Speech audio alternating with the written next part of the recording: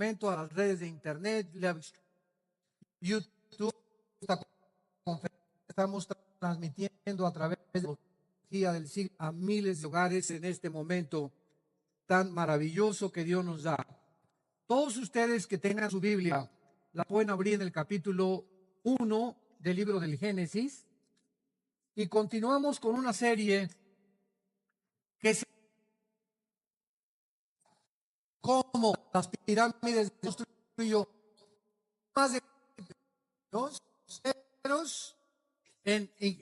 expertos, verdaderamente arquitectos, personas que están relacionadas con la 100 toneladas más o menos acomodadas una sobre la otra, donde hace 4.500 años la civilización humana se encontraba en la agronomía, en la agricultura, ordeñando vacas y recogiendo los huevos de las gallinas, donde no había sierras con punta de diamante para cortar las piedras como las hay actualmente, donde no había grúas para cargar esas piedras megalíticas, diablo, pero el nombre de él es Lucifer. Y Lucifer significa, o Lucibel en el hebreo, el que porta la luz, o el ángel de la mañana, o el que lleva o porta la antorcha. Entonces, Lucifer fue creado en el Edén, dice Ezequiel capítulo 28 del Antiguo Testamento. Y en Isaías 14 dice la Biblia que Satanás dijo, conforme pasó el tiempo, subiré, y para subir tienes que estar abajo, ¿verdad?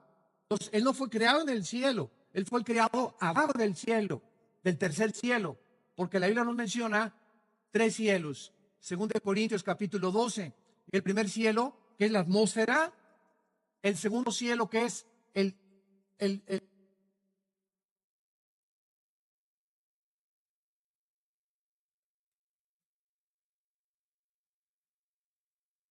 universo cósmico, y el tercer cielo donde habita Dios. Entonces, Satanás se encontraba aquí en el primer cielo y quiso alcanzar el tercer cielo donde está el trono de Dios. Y dijo, subiré, Isaías 14 del 12 al 14, y seré semejante al Altísimo. Y cuando intentó este golpe de estado, este pinochetazo, fue arrojado por los ángeles de Dios, los buenos, por Miguel, y quedó recluido aquí en este planeta. Vino un juicio tremendo aquí en el mundo, donde él fue juzgado y el mundo quedó sepultado completamente bajo el agua. Entonces, todo esto lo vemos en Génesis 1. Dice el versículo 1. Más graves, por favor, en los monitores. En el principio creó Dios los cielos y la tierra. ¿En el principio de qué? En el principio del tiempo, en el principio del espacio y en el principio de la materia. Los 3 elementos que forman el universo aquí se encuentran en el versículo 1. Sin embargo, la palabra tierra aquí en el versículo 1 es eretz en el hebreo, que significa tierra seca. Y en el versículo 2, la tierra ya no aparece como en el versículo 1. En el versículo 2 encontramos caos, desorden, confusión en el planeta Tierra, cubierta de tinieblas y cubierta de agua. Entonces, algo pasó entre el versículo 1 y el versículo 2 del libro del Génesis. Más adelante podemos comprobarlo en Jeremías y en Isaías, que Dios no creó la tierra desordenada y en un estado caótico. Entonces, ¿quién cubrió la tierra con agua? Y es interesante que nunca aparece en la Biblia cuando creó Dios el agua. Dijo Dios en el primer día de la recreación de nuestro sistema y de este planeta, que el agua fuera sacada o elevada y cubriera la atmósfera que tenemos y el espectro electromagnético que rodea el planeta Tierra, y quedaron solamente las nubes arriba de la tierra y 3 partes de agua que cubren el planeta. Entonces, Dios saca toda esa agua y deja una tercera parte seca, que es donde tú y yo habitamos. Y vemos nosotros que esto es fascinante porque los continentes no estaban separados como se encuentran actualmente. Europa, de África, Australia, el continente americano, sino que era una sola masa de agua. Encontramos en Deuteronomio 32, en el Antiguo Testamento, que hubo un juicio de Dios, se separan los continentes y Dios le asigna a Lucifer y a sus ángeles caídos los continentes para gobernarlos y de esta manera probar al ser humano. Entonces, todos estos fósiles que encontramos, que la ciencia no sabe cómo es posible que hace 4.500 años, 4.000 años, el ser humano haya tenido esta inteligencia para poder cortar piedras de 150 toneladas como si fueran mantequilla. Tú vas a las pirámides de Egipto, la pirámide de Giza, una hoja de papel no cabe en la unión entre una piedra y la otra piedra. Parecería como si las hubieran cortado así con mantequilla. Ni las sierras de esmeril más modernas, ni la ingeniería actual podría ni siquiera superar la forma en que estas piedras fueron acomodadas y cargadas. Y si le agregamos en Machu Picchu que las pirámides y las ruinas están en la montaña, ¿quién va a estar agarrando piedras de 100 toneladas para subirlas 50, 100 metros y acomodarlas para hacer ruinas? Entonces, todos estos fenómenos donde la ciencia no puede entrar, que el Triángulo de las Bermudas, que desapariciones de aviones y que tantas cosas y misterios del mar, la Biblia tiene la razón y es más moderna que el periódico de mañana en la mañana. Vemos nosotros que independientemente de la forma en la que Dios comienza la recreación, ¿qué fue lo primero que Dios hizo en el planeta? Ahí lo tienes enfrente de ti, la luz. Lo primero que hizo Dios fue que sea la luz. Dios, dice en Primera de Juan, no está en tinieblas, ni tampoco Dios crea las tinieblas. Las tinieblas simplemente es la ausencia de la luz. Entonces, cuando Dios dice que sea la luz, es porque estaba cubierto completamente el universo de tinieblas. La rebelión satánica hizo que el universo donde tú y yo habitamos fuera completamente oscurecido. Y actualmente los astrofísicos y los físicos y los astrónomos confirman que si tú vas al universo, el universo está oscuro. Y tú puedes ver algo por la luz del sol, pero hay millones de partículas infinitamente pequeñas que son las que le dan el colorido a las cosas. Y esto es increíble porque cuando comenzamos a profundizar en las cosas de la física y de la química, de la genética, como lo vamos a ver más adelante, y venimos a la Biblia nos abre completamente la ventana para sumarnos a un mundo donde la ciencia no puede entrar, porque son cosas escondidas desde antes de la fundación del mundo que Dios se las quiere revelar a los niños.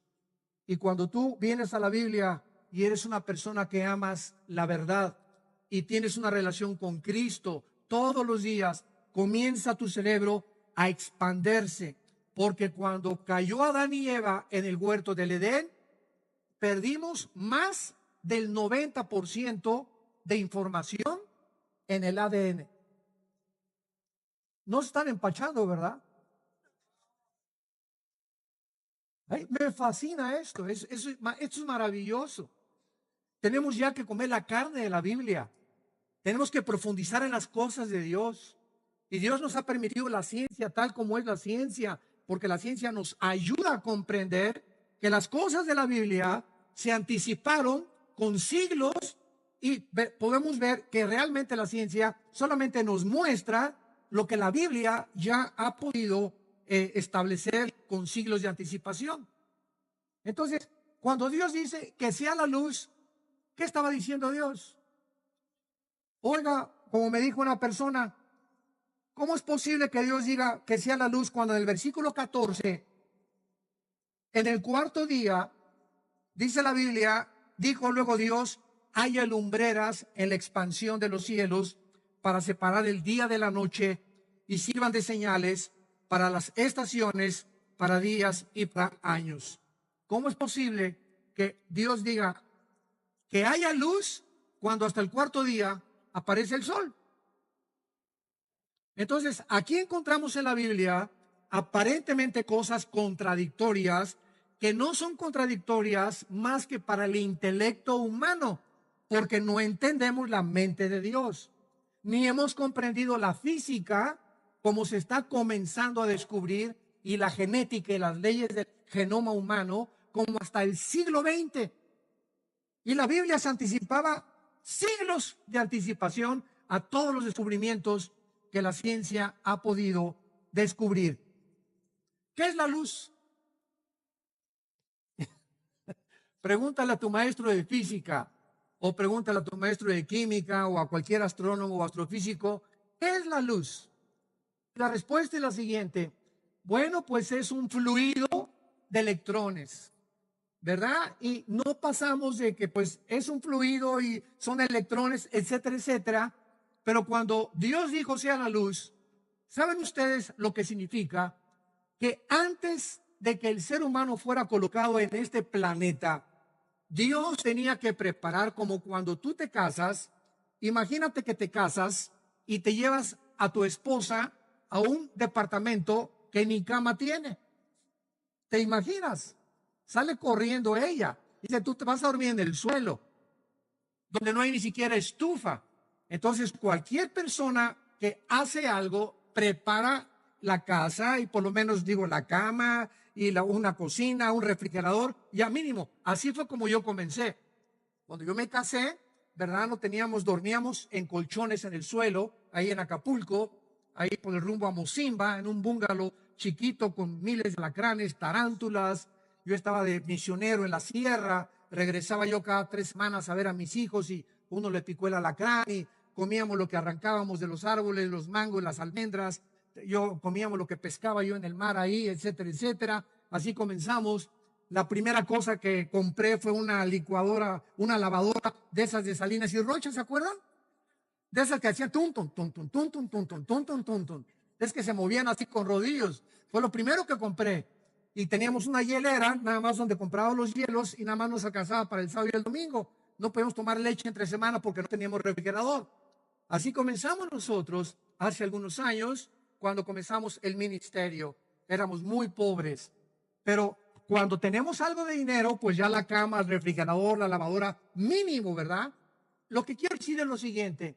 Antes de que Dios nos pusiera aquí en este planeta, Él tenía que preparar las condiciones, afinar el universo, establecer leyes cósmicas que operaran para que cuando nosotros, la cúspide de la creación de Dios, el ser humano es la cúspide de la creación de Dios, porque fuimos creados a su imagen y semejanza. Los ángeles no fueron creados a la imagen y semejanza de Dios. Entonces, Dios primero pone, ¿verdad? Separa las aguas, quita las tinieblas de alrededor y dice que sea la luz. ¿Qué quiere decir? Formó el espectro, apúntalo, electromagnético. El electromagnetismo. Ahorita explico qué significa esto. Aquí abajo en la Tierra, tú y yo ahorita podemos platicar gracias al espectro electromagnético que rodea la Tierra.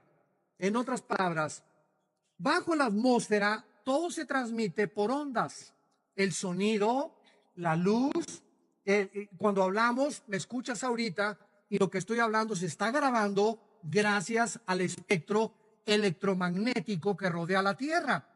Pero si nos salimos de la Tierra y nos vamos a Marte o nos vamos a la Luna, allá arriba yo no le puedo decir a mi esposa, oye, ¿me oyes? Porque ya mi voz no viaja en ondas. Necesito una escafandra de astronauta con aparatos de radio para que pueda mi esposa escucharme o el otro astronauta, porque fuera de la Tierra no existe el espectro electromagnético. Así que antes de que Dios pusiera cualquier cosa, Dios se aseguró que abajo en este planeta tú y yo pudiéramos comunicarnos. La comunicación. Qué interesante es esto. Lo primero que Dios se interesó en poder establecer y preparar para la raza humana era que pudiéramos tú y yo comunicarnos y a través de la comunicación comunicarnos también allá arriba con la fuente de la energía. Y es interesante que en el versículo 14 de Génesis, cuando dice Dios, haya lumbreras, que es el sol y la luna, no dice que fueron creados. No creó Dios el sol y la luna. Síganme con mucho cuidado. El sol y la luna, cuando Dios comienza la recreación en el versículo 3, ya existían. ¿Ya notaron lo que dice? Haya lumbreras, la palabra hayá en el hebreo. Haya lumbreras en la expansión, porque cuando Dios crea, usa la palabra hebrea bara, con B de burro, que significa crear de la nada, ex nihilo. Entonces, solamente 3 veces en el libro del Génesis se usa la palabra bara. Se usa para crear en Génesis 1:21 y creó Dios bara, o sea, de la nada Dios forma la vida marina en los mares. Después dice hacer, que es la palabra asa, que es moldear, y tenemos la palabra yatzar, que es darle forma final. Entonces, solo Dios puede crear de la nada. Pero una vez que Dios crea de la nada, comienza como un escultor a formar con sus manos y a darle forma a lo que Él creó, a la materia. Y ya que la materia está formada en la forma en que Dios quiere que sea, Dios hizo esto con Adán. Sopló dentro de él algo que los seres humanos traemos, no importa a qué religión pertenezcas, no importa dónde hayas nacido, el color de tu piel, toda la raza humana lleva dentro de su alma la eternidad. Llevamos la imagen sellada de Dios dentro de nosotros. Y esta es la razón por la cual somos diferentes a los animales. Los animales tienen alma. ¿Qué es el alma? Las emociones, los sentimientos, la mente. Los perros son fieles, entienden, brincan, aprenden, sienten, tienen tristeza, se pueden hasta morir de tristeza los animales, los caballos, los delfines, los chimpancés. Vemos que tienen manifestaciones casi humanas, pero ninguno de los animales, por más inteligentes y por más entrenados que sean, pueden tener conciencia de que existen, de que tienen que adorar a algo o a alguien y que tienen forzosamente que hincarse ante un ser supremo. Solo los seres humanos. Y ningún libro de los que se consideran religiosos puede nosotros definirnos los elementos que forman el cuerpo humano, ni la vida humana. Somos un espíritu, apúntalo, tenemos un alma y vivimos dentro de un cuerpo. El cuerpo es solamente la botella, el envase temporal que se está deteriorando, confirmando la segunda ley, la termodinámica y la ley física de la entropía. Mi cuerpo desde que nacemos comienza el deterioro celular, pero por dentro, dice 2 Corintios 4, estamos renovándonos. Nuestra mente cada vez se expande más, cada vez comprende más, si es que lees la Biblia y la memorizas. El único alimento para el espíritu es la Biblia. Y si tú eres una persona adicta a la Biblia, donde pasan 2 días y sientes como cuando no comes y no bebes, que algo te hace falta y que te da hambre física, si esa hambre espiritual no la sientes, es difícil creer que tienes vida espiritual.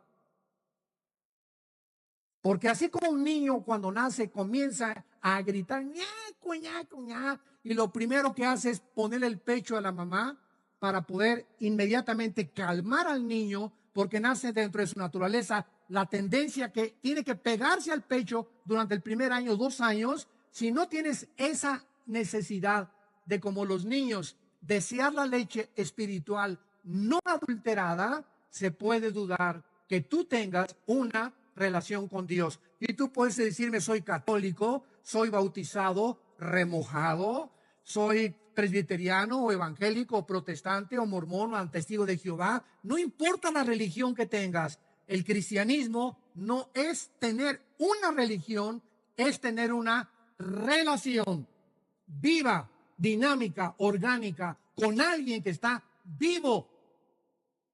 Y cuando venimos a la Biblia, hacemos contacto no con un libro de Octavio Paz, ni de William Shakespeare, ni tampoco de los grandes intelectuales. Hacemos contacto con un libro que tiene la vida.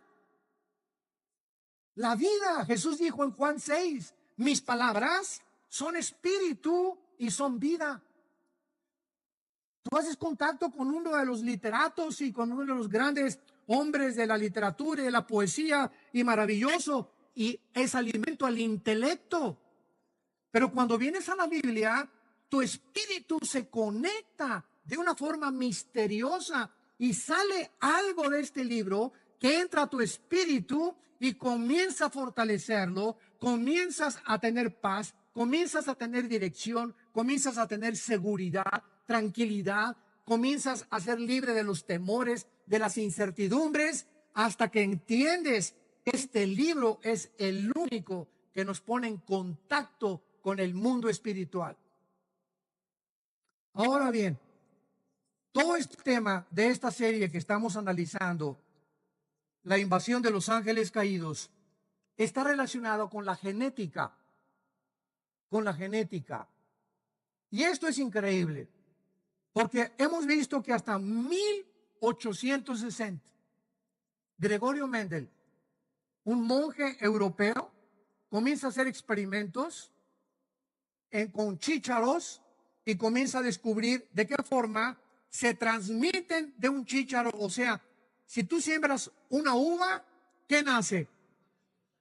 Uvas, pero la semilla de la naranja tiene otro código, que cuando la siembras, nacen naranjas.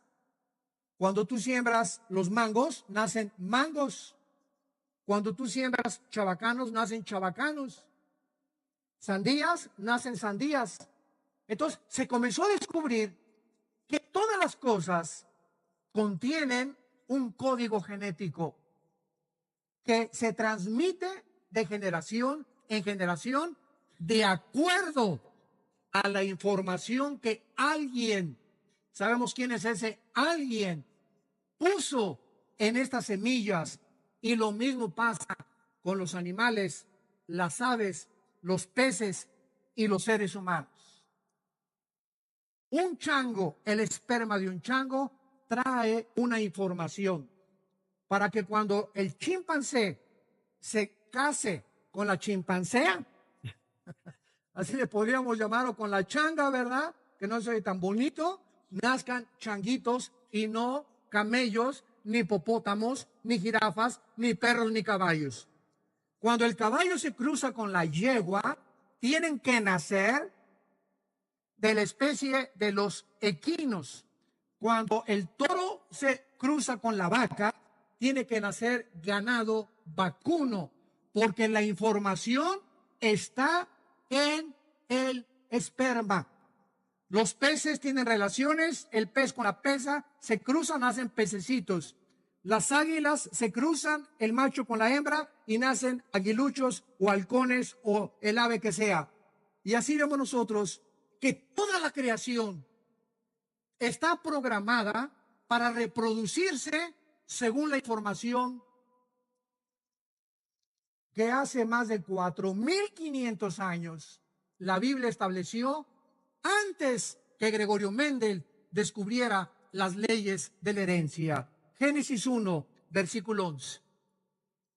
Qué maravillosa revelación e información, señores ateos que nos escuchan. Después dijo Dios, Génesis 1:11, produzca la tierra hierba verde, hierba que dé semilla, árbol de fruto que dé fruto según, subráyalo todo esto, su género, según su género. O sea, si son uvas, uvas, si son chabacanos, chabacanos, si son sandías, sandías, si son naranjas, naranjas. Que su semilla, ahí está la información, está en él, sobre la tierra, y fue así. Produjo pues la tierra hierba verde, hierba que da semilla otra vez, según su naturaleza. O sea, según la información genética que Dios introdujo dentro de cada semilla. Árbol que da fruto, cuya semilla está en él, según su género. Árboles de naranja van a producir naranjas, árboles de durazno van a producir duraznos, árboles de mangos van a producir mangos. ¿Por qué? Porque es una ley genética inexorable que Dios estableció desde el principio de la creación. Versículo 20. Produzcan las aguas seres vivientes, aves que vuelen sobre la tierra en la abierta expansión de los cielos. Y creó Dios los monstruos marinos y todo ser viviente que se mueve, que las aguas produjeron según su género, y todavía la da, según su especie, y vio Dios que era bueno. Versículo 24. Luego dijo Dios, produzca la tierra seres vivientes, según su género, bestias, serpientes, animales de la tierra, según su especie. Y fue así. Y hizo Dios animales de la tierra según su género, ganado según su género, todo animal que se arrastra sobre la tierra según su especie, y vio Dios que era bueno. Muy bien. Hasta 1860, el hombre comienza a hacer pininos para entender lo que aquí estaba escrito 4.500, 5.000 años antes. Escuchen esto. Y no es hasta 1954.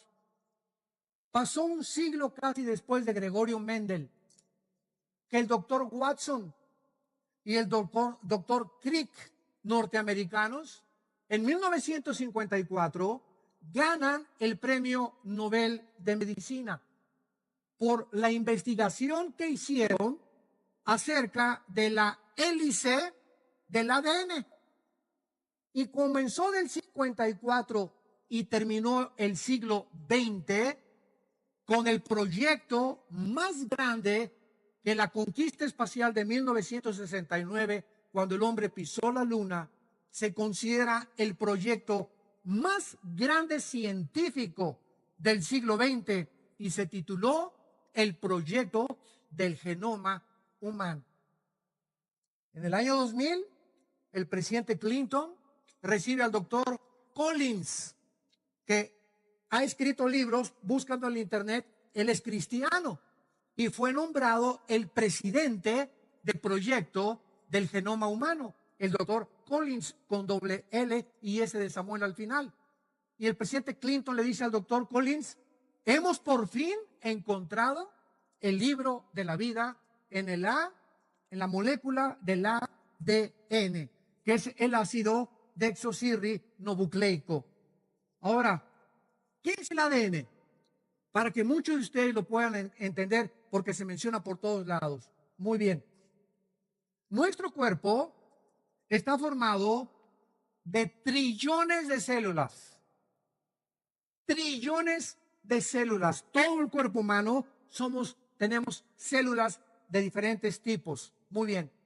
En cada una de las trillones de células que tú tienes y que yo tengo, existe en cada célula un software. Gracias a el descubrimiento de la computación y del disco duro y de la época cibernética en la que el mundo se encuentra, y el iPad y el iPhone, etcétera, etcétera, gracias a eso comenzamos a entender en el mundo espiritual que también traemos un disco duro, los seres humanos, y que la información que tú le metas a ese disco duro es el programa que tú produces. Por ejemplo, yo antes de ser cristiano, pues introduje a mi disco duro a Marx, al Che Guevara, a Lenin, a todos estos, la dialéctica materialista, marxista, comunismo, etcétera, etcétera. Nietzsche era mi héroe, el ateo del siglo XX. Y mi programa dentro de mí hizo que yo produjera y me comportara como un ateo, porque fui ateo casi 10 años antes de recibir a Cristo. Entonces, si tú introduces programas de sexo y comienzas a ver pornografía, toda esa pornografía entra a alimentar, son softwares que entran a tu disco duro y comienzas a comportarte sexualmente como un degenerado, como una degenerada. ¿Por qué? Porque es la información que tú tienes. Si tú eres un ateo, eres ateo porque te metieron softwares en tu universidad, en tu preparatoria, en tu secundaria, acerca de todo este ateísmo. Entonces tú tienes que pensar, tú tienes que actuar, tienes que comportarte de acuerdo a la información que tú tienes. Si yo prendo mi computadora ahorita y veo que quiero un programa acerca de astronomía y no lo encuentro, es porque no le he metido un software de astronomía a mi computadora. Mi computadora me da la información que tiene programada, nada más. Así es la mente humana. Todo esto nos ayuda a comprendernos cada vez más de las maravillas de Dios. Ahora bien, en cada célula de tu cuerpo tienes un software, o sea, tienes una información codificada, inteligente, de conocimiento. Y en cada célula de nuestro cuerpo existe tanto conocimiento para volver a hacerte a ti y a mí. Microscópicamente, en cada trillón de las células que tenemos, está la información de quién eres, el color de tus ojos, el tamaño de tu estatura, el color de tu pelo, las orejas de papalote de tu abuelo, la nariz de cuervo de tu papá.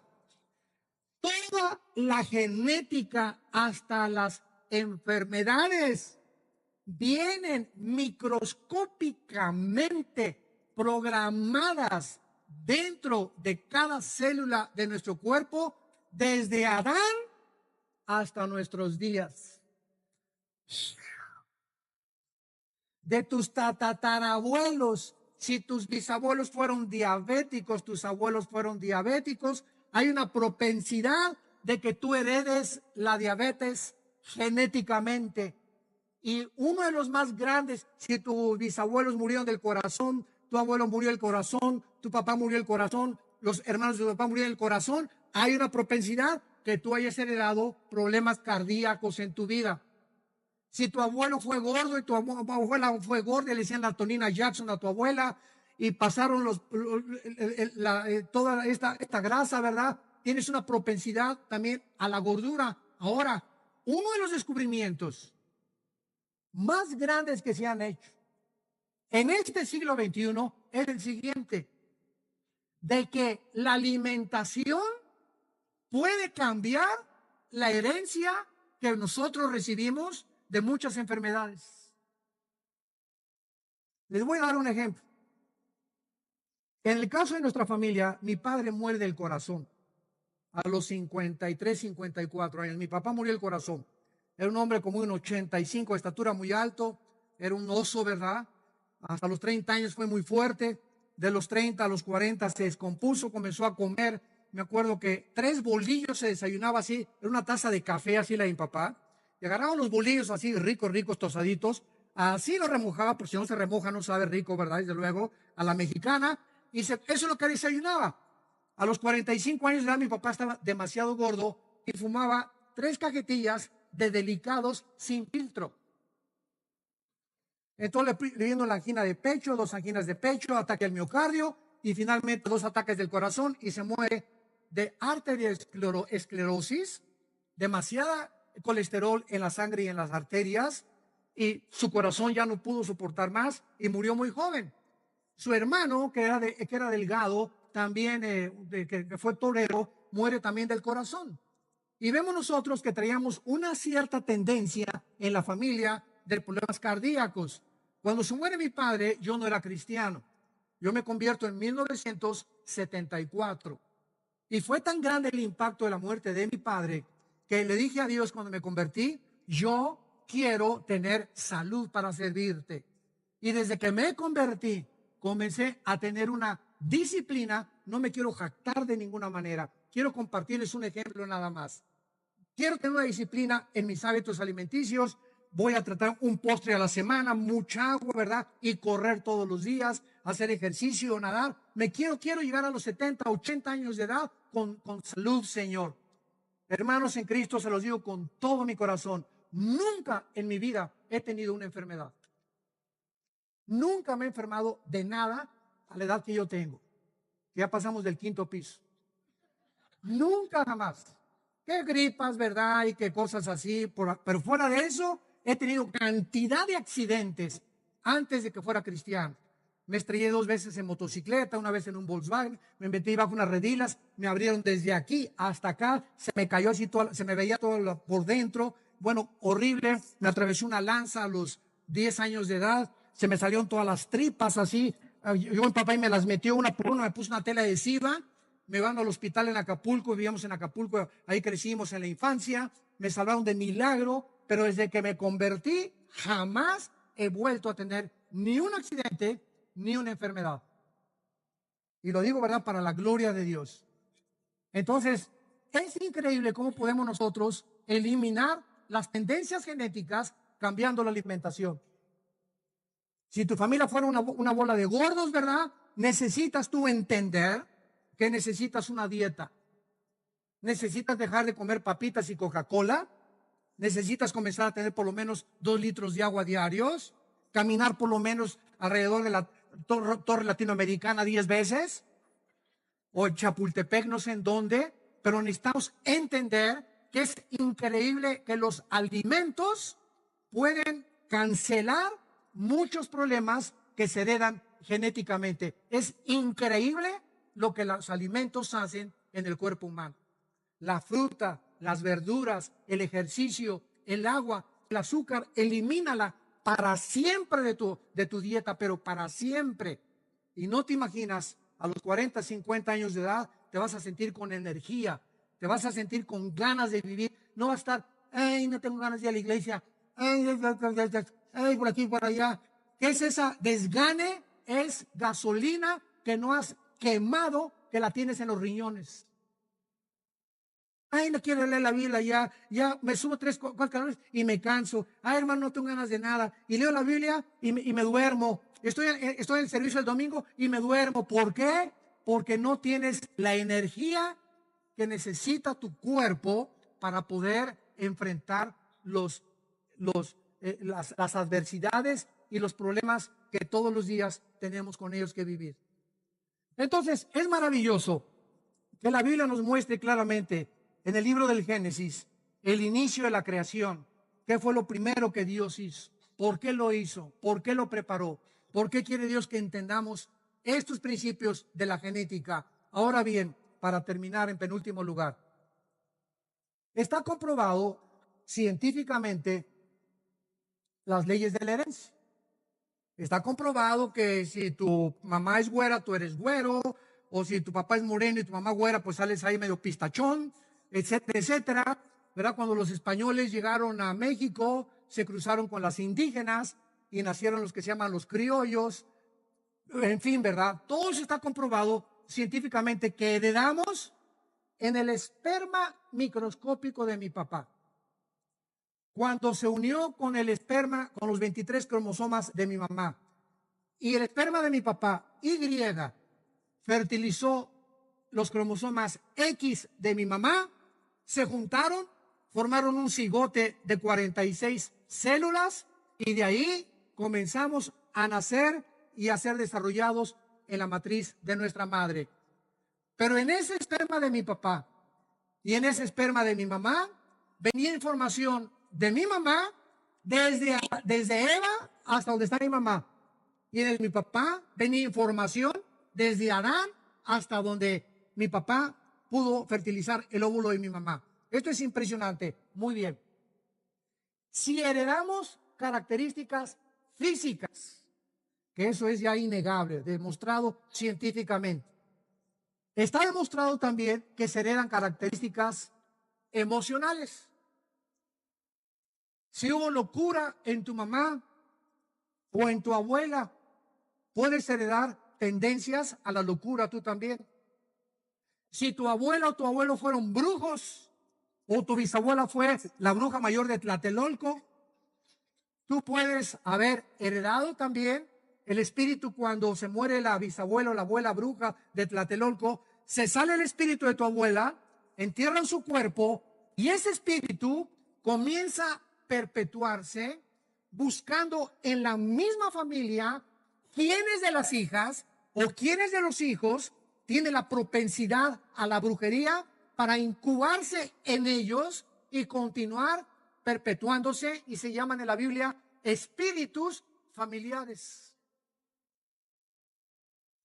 Ahora bien, si somos un cuerpo y somos un alma, que son las emociones, los sentimientos, la voluntad y la mente, y hemos heredado eso, la Biblia es el único libro que nos revela que también el ser humano ha heredado una enfermedad, una infección espiritual.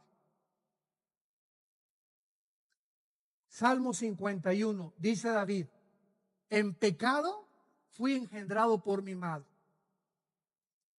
Romanos 5, 12. Así como el pecado entró al mundo por un hombre, vean el lenguaje de hace 2000 años de la Biblia. Aquí está Pablo en Romanos 5, 12. El pecado entró al mundo por un hombre. Observen, así el pecado pasó. ¿Cómo que pasó? Esa palabra es: se transmitió algo que la Biblia llama pecado a toda la raza humana. Así el pecado pasó a todos los hombres por cuanto tú y yo hemos pecado. Entonces, hemos heredado una infección espiritual que se llama pecado. Los hombres, al no conocer la Biblia, han tratado de darle alguna explicación por qué los niños no se les enseña a portarse mal. ¿Por qué nacemos ya con la maldad en la naturaleza humana? Jamás le enseñas a un niño a portarse mal, le enseñas a portarse bien. William Shakespeare le llamaba a este problema humano el defecto trágico. Sigmund Freud, el medio ambiente, o problemas de la sexualidad infantil heredadas. Marx, la lucha de clases. Y todos han tratado de poder descubrir qué es lo que hace que el ser humano sea autodestructivo. ¿Por qué fumas? Un ejemplo. Porque me gusta, hermano. Bueno, ¿qué dice? A ver, saca la cajetilla de cigarros. ¿Y qué dice? Este producto es nocivo para la salud y demostrado científicamente y médicamente que es cancerígeno. Pero me gusta, hermano. A ver, Chencho, ¿cómo es posible que tú sepas que te estás envenenando y que lo sigas haciendo? ¿Qué de veras te quieres morir? ¿Te quieres autodestruir? Me gusta. Con eso cambio los nervios. ¿Qué nervios ni qué nervios? Demostrado que no sabes que la pornografía desintegra el carácter del ser humano, te convierte en un animal, te impide que puedas entender los pensamientos de Dios. Maldice Dios tu matrimonio. Tus hijos pueden heredar maldiciones tremendas sexuales a través de todas estas cosas Sí, sí, lo sé, hermano. Entonces, ¿por qué no disciplinas tu cuerpo y tomas la decisión de tirar todo eso y cambiarle el canal y romper las revistas y ser una persona pura en tu vida para que Dios te bendiga? ¿Por qué no lo hacemos? Porque hay una fuerza dentro de nosotros. Romanos capítulo 7 lo explica, que lo que quiero no lo hago. Lo que no quiero hacer, eso es lo que hago. Entonces, si hago lo que no quiero, dice Pablo en Romanos, encuentro que hay una ley dentro de mí que me lleva cautivo al pecado. No quiero la pornografía, pero ¿por qué la sigo haciendo si sé que me hace mal? No quiero fumar, pero ¿por qué lo sigo haciendo? No me quiero emborrachar y yo sé que mi hígado, mi cuerpo, mi familia, puedo acabar con toda mi vida, hasta con mi negocio, si yo sigo emborrachándome. ¿Por qué lo sigues haciendo? Porque somos autodestructivos y la Biblia es el único libro que nos diagnostica el problema heredado. Y ¿sabes una cosa? Ni Alcohólicos Anónimos, ni Borrachos Anónimos, ni Neuróticos Anónimos, ni Marihuanos Anónimos, ni los gurús, ni el budismo zen, ni tampoco el yoga, ni nada puede cambiar la condición del hombre más que una sola medicina: la sangre de Jesucristo. La sangre, la vida de Jesús impartida a nuestra vida cuando le recibimos como nuestro Salvador, comienza a desinfectarnos poco a poquito en la medida y en el progreso que yo tengo contacto con Dios a través de este libro. Y así pueden pasar 2, 3, 4 años de mi vida cristiana, y como no he tenido contacto con este libro y mi vida cristiana es el domingo nada más, no he cambiado para nada. Y don Pancho sigue maltratando a su esposa, y el joven sigue fornicando con su novia, y sigues viendo pornografía, porque tu mente no ha sido desprogramada y no la estás reprogramando con el nuevo software de Dios. Gracias a los descubrimientos científicos del siglo XX, la computadora, el internet, los discos duros, podemos entender el mecanismo de cómo tú y yo funcionamos. Y le damos gracias a Dios, ¿verdad? Porque cuando comenzamos a entender esto, comenzamos a despejar muchas incógnitas y muchos misterios, y a comprender una cosa: que si invocamos por Padre a aquel que es sin acepción de personas, nos juzga a cada uno de nosotros, y Dios no tiene consentidos, caminemos en el temor de Dios durante la corta vida que tengamos. Nuestro cuerpo es el templo del Espíritu Santo. El que destruya su cuerpo, Dios lo destruye. Si no cuido mi cuerpo, Dios no se hace responsable de mis enfermedades.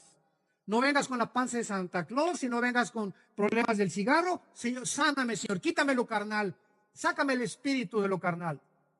Hay una responsabilidad que nos corresponde a nosotros, que Dios dice: tú sujeta y tú haz morir las obras de la carne. No le digas a Dios: ay, quítame lo carnal, o ayúdame a no ser prostituta, o ayúdame a no ser homosexual. No, hay algo en nosotros que es el Espíritu de Dios, que no es un espíritu de temor, es un espíritu de valor y dominio propio. Y este cuerpo, 1 Corintios 9, hay que someterlo y chicotearlo y no darle gusto. Dice Pablo: pongo mi cuerpo en servidumbre, no sea que, si mi cuerpo no es mi siervo y le sigo dando gusto a esta carne y a la boca y a mis ojos y a mis oídos, y sigo poniendo en primer lugar el gusto y los apetitos de mi carne, voy a ser eliminado.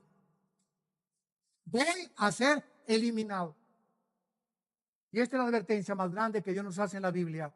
Somos responsables de nuestra salud, de nuestra higiene mental, de nuestra higiene emocional, porque tenemos todas las cosas que Dios nos ha dado a través de la vida y la piedad, por medio del conocimiento de aquel que nos ha dado la esperanza a la cual debemos de permanecer firmes hasta el fin, si es que en tu vida habita el Hijo de Dios. ¿No quisieran muchos de ustedes en esta mañana invitar a Jesucristo a sus vidas? ¿No quisieras invitar a ese doctor que quiere entrar a tu vida a sanarte? No hay ninguna otra medicina más que lo que Él hizo en la cruz. Es la cruz de Cristo la respuesta al problema del pecado humano. No hay ninguna otra cosa. Todo lo demás son paliativos y panaceas. Es la sangre de Cristo la que nos limpia de toda maldad. Oremos. Padre, te damos gracias por tu palabra. Gracias porque todas las cosas que pertenecen a la vida y a la piedad, a la vida cristiana, ya nos han sido dadas por tu divino poder, por medio de todas las cosas del conocimiento de la gloria y la excelencia de tu Hijo Jesucristo, a través de las cuales nos has dado grandes y preciosas promesas, para que por ellas participemos de tu naturaleza divina. Habiendo huido del mundo, de la corrupción que está carcomiendo como una gangrena a la humanidad, y habernos apartado para que seamos diferentes con el poder que nos has dado de tu Espíritu Santo. Gracias porque somos guardados por tu poder mediante la fe. Mientras nos mantengamos confiando en tus promesas, no teniendo temor de nada ni de nadie. No desmayes, dice el Señor, no tengas temor. Yo soy tu Dios, que te esfuerzo, que te animo. Nunca te dejaré, nunca te voy a abandonar. Vuélvete a mí, te estoy esperando. Si amas la vida, ven a mí, dice el Señor, porque yo soy la vida y la resurrección. Invita a Cristo diciéndole estas palabras, si no lo has hecho de una forma sincera. Señor, te doy gracias por la muerte de tu Hijo en la cruz. Te pido que perdones mis pecados. Creo que la sangre preciosa que Él vertió hasta su muerte es la que me limpia. Es la medicina que yo necesito para sanar de esta maldad, de este espíritu autodestructivo con el cual nacimos, y que ahora he comprendido que esta es la razón por la cual Él abrió los brazos en la cruz para perdonarme y decirme que Él es la respuesta a mis necesidades humanas y espirituales y emocionales. Te pido, Jesús, que entres a mi vida como mi Señor y mi Salvador, y te doy gracias porque eres real y porque puedo tener ahora esa paz que mi alma ha buscado durante tanto tiempo y la he encontrado en ti, Jesús, mi Señor y Salvador. Amén.